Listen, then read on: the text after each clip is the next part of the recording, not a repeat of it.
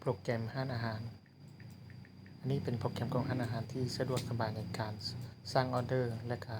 จัดออเดอร์สะดวกสบายเพื่อไม่ให้ผิดพลาดในการจัดออเดอร์เพื่อลูกค้าสามารถเลือกได้ตามใจและก็เป็นสินค้ามาใหม่สามารถอัปเดตได้ทุกเวลาในการขั้นตอนในการติดตั้งง่ายกระทัดรัดมีพนักงานใช้จำนวนพนักงานน้อยเฮ็ดเวียกน้อยแต่ว่าสะดวกประหยัดสุดๆขีดเลยสามารถสร้างได้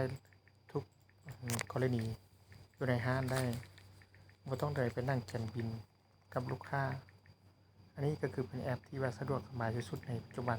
และก็ทันสมัยที่สุดเป็นห้างธรรมดาก็สามารถเฮ็ดได้เป็นห้างที่หรูหราและก็ทันสมัยในยุคปัจจุบันที่สังคมนั้นทุกมื้อนี้ที่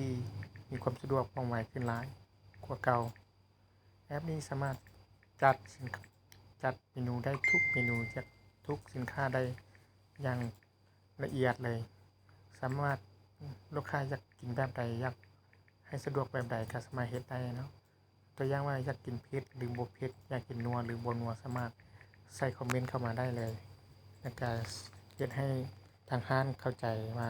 เป็นแบบใดกินตามที่ต้องการได้เลยอันนี้ก็คือแม่นเป็นเมนูที่ยกมาให้เห็นปัจจุบันคือมีหลายๆเมนูที่บ่เคยมีมาก็สามารถจัดได้อย่างคล่องแคล่วสามารถตรวจสอบ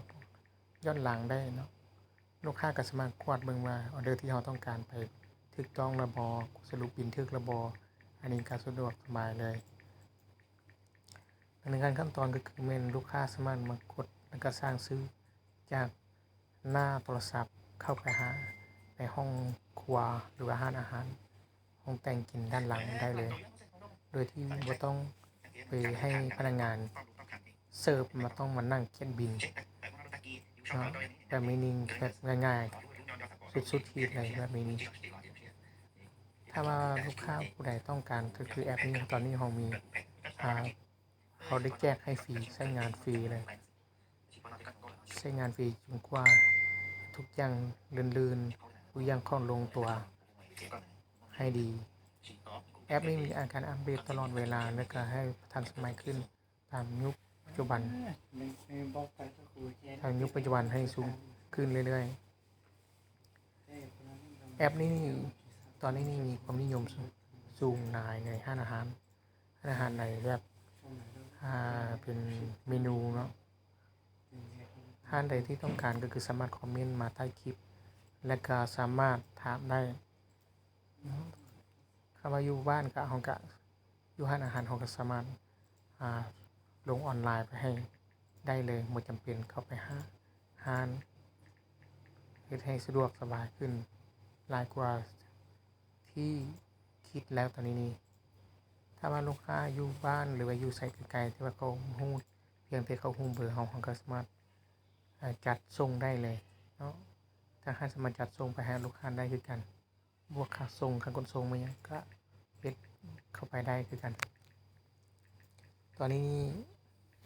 ถ้าว่าลูกค้ามีความพอใจจุดใดแล้วก็อยากรู้อันใดเพิ่มเติมก็สามารถเขียนใต้คอมเมนต์มาโอเคอันนี้ก็คือเป็นแอปที่โชว์ให้เห็นว่ามีเป็นแบบใดเนาะแต่ว่ารายละเอียดก็จะมีอีกคลิปหนึ่งที่จะให้ทางทีมงานเข้าไปหรือว่าจะส่งลิงก์ไปให้เบิ่งอีกหรือว่าสามารถติดตามเข้าไปเบิ่งได้เนาะอันนี้ก็คือเป็นวิธีเข้าไปเบิ่งบิลเนาะเบิ่งรายการที่เราออเดอร์แต่ลูกค้าออเดอร์ไปจะเป็นแบบนี้เนาะหลายอย่างในทุกอย่างก็คือเป็นแอปออนไลน์ตลอดเลยโอเคคลิปนี้ก็จะมีคลิปพบสำนี้นี่เนาะก็เอาไว้คลิปหน้าเจอกันพบกันนะสวัสดี